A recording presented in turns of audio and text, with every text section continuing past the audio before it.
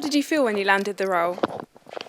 I was elated. It was quite a long series of auditions, and it was slightly up and down, and I kept on thinking, no, I haven't got it, and then they would get back to me, months apart, and then it sped up a little bit, and there were a few kind of auditions fairly close together, and then there was the final callback, and they called. I was just kind of with some friends, and my agent said, I've forgotten what I was going to tell you. Oh yeah, you got the role.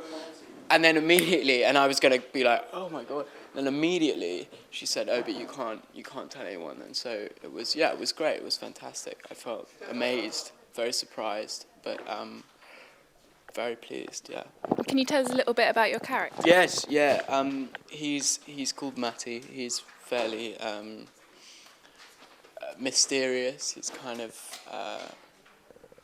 enigmatic, and he sort of arrives, no one really knows where from, and for a few episodes, I imagine the audience are kind of thinking, who is this guy, what's he all about, why is he here, and it gradually becomes more clear what his purpose is, but it's been quite interesting playing him, because his place within the group is quite ambiguous, and it's a very group-oriented show, and so I think with all of us, it's been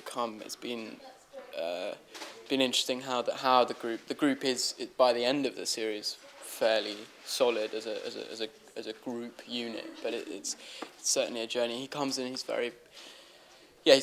kind of their magical character in a way. Not magical performance certainly, but he's magical in terms of he kind of very ethereal, and you don't know, he could go either way. He could end up being Jesus or Charlie Manson. He's one of those people.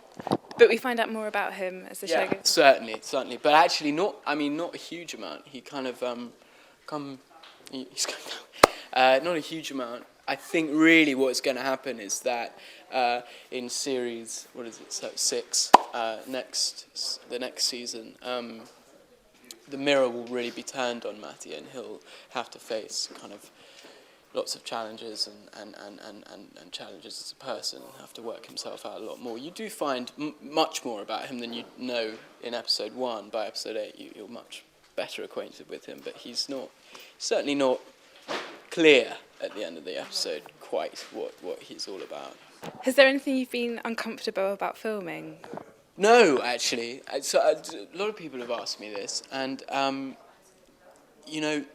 they say, oh, but the sex scenes, they must be, more than anything, they're very funny. They're very funny, and actually, we're all very close, and so it's never very difficult to kind of make it fun and laugh, and it's always very easy. And no, it's been, well, I'm very grateful. It's been a fantastic process and a great learning curve.